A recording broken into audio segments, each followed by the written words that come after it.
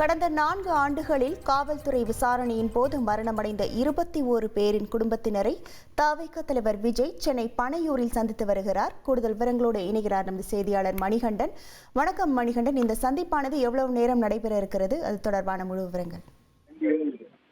வணக்கம். கடந்த 4 ஆண்டுகள்ல காவல்துறை விசாரணையின் போது அதே போல காவல் நிலையத்திலோ அல்லது ஜுடிஷியல் கஸ்டடியில சப்ஜெக்ட்ல உயிரிழந்த நபர்களுடைய குடும்பத்தினரை சந்தித்து ஆறுதல் தெரிவிப்பதற்காக தமிழக வெற்றி கழகத்துடைய தலைமை அலுவலகம் அமைந்திருக்கக்கூடிய பனையூருக்கு தமிழக வெற்றி கழகத்துடைய தலைவர் விஜய் வருகை தந்திருக்கிறார்.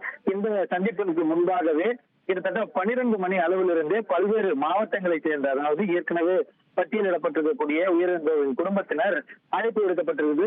தமிழ்நாடு முழுவதும் இருந்து 24 குடும்பத்தினருக்கு அழைப்பு விடுக்கப்பட்டிருந்த நிலையில கடைசியாக கடந்த மாதத்துல மடப்புறத்துல திருபுவனத்துல ஏற்பட்ட சம்பவத்துல உயிரிழந்த அஜித்குமாரின் குடும்பத்தினரை நேரில் சந்தித்ததற்கு பிறகாக அவர்களை தவிர்த்து 23 குடும்பத்தினருக்கு அழைப்பு விடுக்கப்பட்டிருந்தது. இதுல 18 குடும்பங்களை சேர்ந்தவர்கள் தற்போது இந்த சந்திப்புல கலந்து கொண்டிருக்கின்றனர்.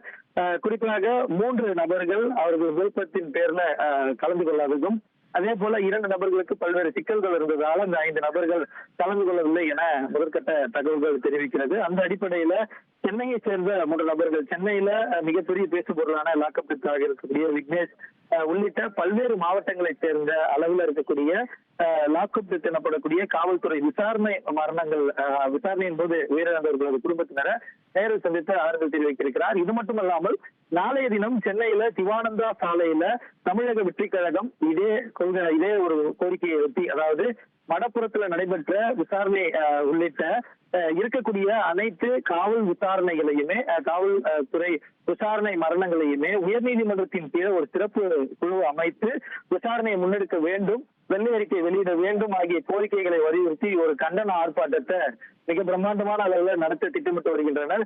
கிட்டத்தட்ட 15,000 to 20,000 தொண்டர்கள் இந்த கூட்டத்தில் கலந்து கொள்வதற்கான வாய்ப்புகள் இருப்பதாக தெரிவிக்கப்பட்டிருக்கிறது. தமிழக வெற்றி கழகத்துடைய தலைவரே நேரடியாக இந்த சந்திப்புல கலந்து கொள்ள இருப்பதாகவும் கிட்டத்தட்ட உறுதிப்பட்ட தகவல்கள் தெரிவிக்கப்பட்டிருக்கிறது. இந்த நிலையில இந்த போராட்டத்தையொட்டி நாளைய தினம் இந்த குடும்பத்தினரையும் மேடையேற்ற இருக்கின்றனர்.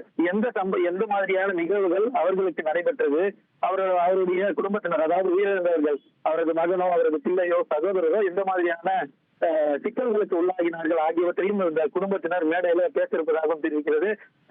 இந்த கூடியிருக்கக்கூடிய கூட்டத்திற்கு முன்பாக தமிழக வெற்றி கழக தலைவரும் அவருடைய கண்டன உரையை ஆற்ற இருப்பதாகவும் தெரிவிக்கிறது. அந்த போராட்டத்திற்கு முன்பாக அவர்களை சந்தித்து ஆறுதல் தெரிவிப்பதற்காக தற்போது தமிழக வெற்றி கழக தலைவர் விஜய் நேரடியாக பனையூருக்கு வருகை தந்திருக்கிறார்.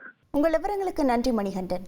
உங்கள் தந்திவன் தொலைக்காட்சியில் ஆத்மான் செவ்வாய் தோறும் இரவு 8 மணிக்கு காண தவறாதீர்கள். ட்ரெண்ட் ஆக்கிக்கோங்க. தந்தி டிவியின் சப்ஸ்கிரைபர்ஸ் அண்ட் ஃபாலோவர்ஸ் குடும்பத்துல நீங்களும் இணையுங்க.